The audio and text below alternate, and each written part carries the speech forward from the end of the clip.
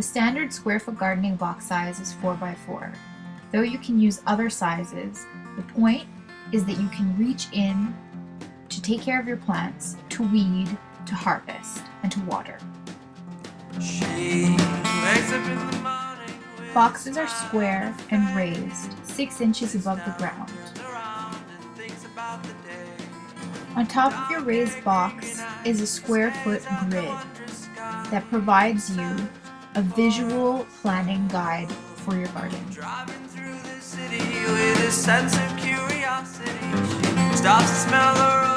Use what you have for your garden. Be creative. In my garden, I use bamboo sticks, though you can use whatever you have on hand that works for you.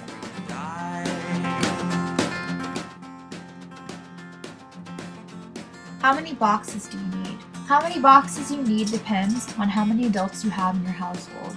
Each adult needs 1, 2, or 3 4x4 boxes. That's 16, 32, or 48 square feet. Don't forget, square foot gardening takes much less room than traditional row gardening. So although that sounds like a lot, it actually doesn't take up as much space. And you're producing much more food in a lot less space. Start small though. It's easy to become overwhelmed, but it's not hard to get very excited.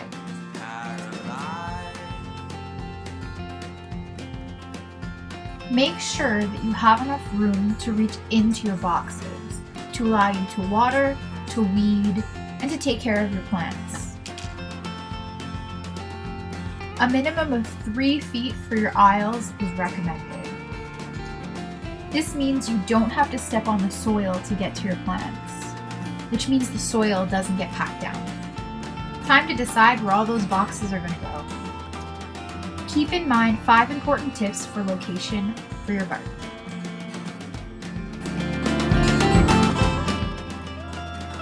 Make sure your garden is close to where you are. Keep it close to home or close to where you frequent. If your garden is close to where you are, you'll be more likely to check on it and notice problems before they become bigger problems. I often finish my morning runs in my garden, which means I often visit it in the early morning. Make sure that your square foot gardening location has a lot of sunlight. Most plants need 6 to 8 hours of sun every day. That doesn't mean that you should be afraid of the shade though. If you only have shaded locations to grow in, there are many varieties of plants that can and will grow in the shade. Some crops like carrots will grow in the shade, they'll just grow a little bit slower than usual. If you can, stay clear of trees and shrubs. They pose a problem because they create shade and because their roots can invade your raised bed. If you have no choice but to put your box near trees or shrubs, you can put a barrier underneath your box to prevent the roots from coming up. No puddles. You definitely don't want an area that puddles after heavy rain, which means that there's not enough drainage. But what about soil? It needs to be fertile, right? Heck no. First of all, you're planting above the ground in the raised box, and you're using melt mix, so you don't need to worry about what's underneath. That means no digging and no tilling. No back-breaking work. Deciding what to plant is probably my favorite part of gardening, but it's easy to get overwhelmed. There's so many choices, so many varieties to choose from. Choose universally easy to grow plants like lettuce, spinach, radishes. If in doubt, ask another gardener or your square foot gardening instructor.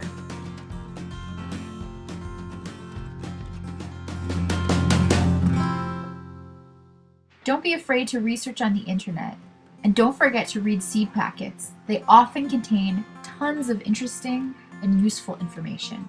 Most importantly, choose varieties that you and your family will want to eat.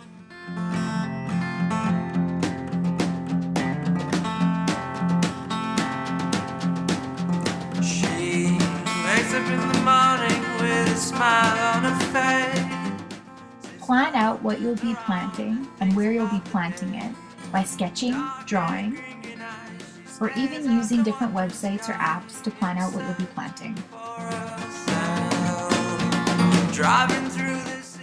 Write things out, take notes, and you'll be sure to be an organized gardener. Remember that you don't need to plant everything at once. Plant square by square and week by week to ensure a steady flow of different crops for your kitchen table.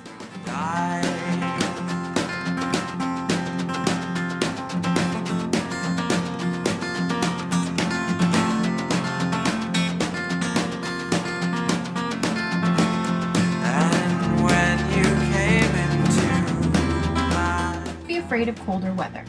You'd be surprised how many different vegetables thrive in cold weather. Some vegetables, like carrots, even become sweeter when they experience a little bit of frost. The key is to make sure that you're protecting your crops during the fall and winter in colder weather. Use mulch, cold frames, or row covers to protect your plants. And most importantly, pick cold hardy vegetables that can survive or tolerate a little bit of frost. Take note of your first frost date in the fall and count backwards. You want your plants to be almost full grown by the time the frost comes. During the winter, they'll do very little growing, but you'll do a lot of harvesting. And the most important thing about square foot gardening to remember, sit back, relax, and enjoy your garden.